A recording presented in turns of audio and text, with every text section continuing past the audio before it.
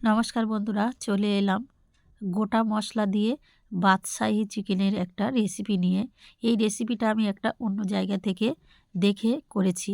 কেমন হয়েছে বন্ধুরা অবশ্যই কমেন্ট করে জানাবেন। তাহলে দেখে নিন। এখানে আমি কড়াইতে সর্ষে তেল দিয়েছি পরিমাণ মতো। এর মধ্যে দিয়ে দেবো আমি 2 চামচ ঘি। দিয়ে ঘিটা আর তেলটা আমি ভালোভাবে মিশিয়ে নেব। তারপর দিয়ে দেবো এলাচ, দারুচিনি, লবঙ্গ, জায়ফল, জয়িত্রী আর বড় এলাচ তেলের মধ্যে আমি দিয়ে দিলাম। দিয়ে একটু আমি নেড়ে চেড়ে নেব। এর মধ্যে দিয়ে দেবো গোটা ধনে আর জিরে। দিয়ে আমি তেলের মধ্যে একটা ভাজা ভাজা করে নেব। একটু ভেজে নিয়ে এর মধ্যে দিয়ে দেবো গোটা রসুন, পেঁয়াজ, টমেটো আর আদা আমি বড় বড় করে কেটে রেখেছিলাম, সেটাকে দিয়ে দিলাম। দিয়ে এবার তেলের মধ্যে আমি ভালো করে ভাজতে থাকবো। বেশ ভালোভাবে ভেজে নিয়েছি। তারপর এখানে আমি চিকেনটাকে আগে থাকতে পরিষ্কার করে রেখেছিলাম, সেটাকেও তেলের মধ্যে দিয়ে দিলাম। দিয়ে এবার আমি কষাতে থাকবো। এইভাবে আমি কিছুক্ষণ কষাতে থাকবো। দেখতে পাচ্ছেন কষাতে কষাতে কিন্তু চিকেন থেকে একটা জল বের হয়ে আসছে।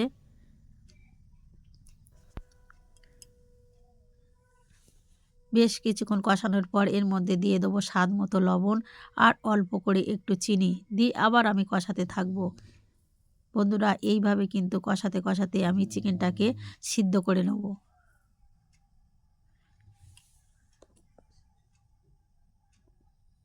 বেশ কিছুক্ষণ আমি এইভাবে কষিয়ে নিয়েছি। এবার আমি 10 মিনিটের জন্য ঢেকে রাখবো। চিকেনটাকে আমি এইভাবে ঢেকে রাখবো আর একটু করে কষাতে থাকবো, আবার ঢেকে রাখবো। এইভাবে আমি সিদ্ধ করে নেব। দেখতে পাচ্ছেন অনেকটা জল উঠে গেছে। এর মধ্যে দিয়ে দেবো প্রয়োজন মতো হলুদ গুঁড়ো। দিয়ে আবার আমি কষাতে থাকবো। এইভাবে কষাতে কষাতে কিন্তু গোটা মশলাগুলো একদম গলে যাবে। দেখতে পাচ্ছেন আমার মাংসটা একদম অনেকটা কষানো হয়ে গেছে। আবার আমি ঢেকে রাখবো। এই রেসিপিটাতে কিন্তু কোনো বেশি মশলার প্রয়োজন হয় না বন্ধুরা, খুব অল্প মশলা লাগে কিন্তু খেতে হয় খুব সুস্বাদু। আমাদের বাড়িতে যেসব উপকরণ থাকে সেই উপকরণ দিয়ে কিন্তু এই চিকেনটা তৈরি করা যায়, বাইরে কোনো কিছু কিনতে হয় না। ভালোভাবে কষিয়ে নিয়েছি। এর মধ্যে দিয়ে দেবো অল্প করে জল, কারণ এখানে চিকেনটা কষতে কষতে আমার প্রায় সিদ্ধ হয়ে আছে, তাই আমি অল্প করে জল দিলাম।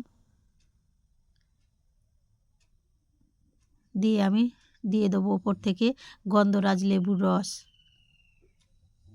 আমি কিন্তু আগে থেকে কোনো ঝাল দিইনি। এখানে আমি এবার শুকনো লঙ্কা কয়েকটা দিয়ে দেবো। ঝালটা যে যার পছন্দ মতো দিতে হবে।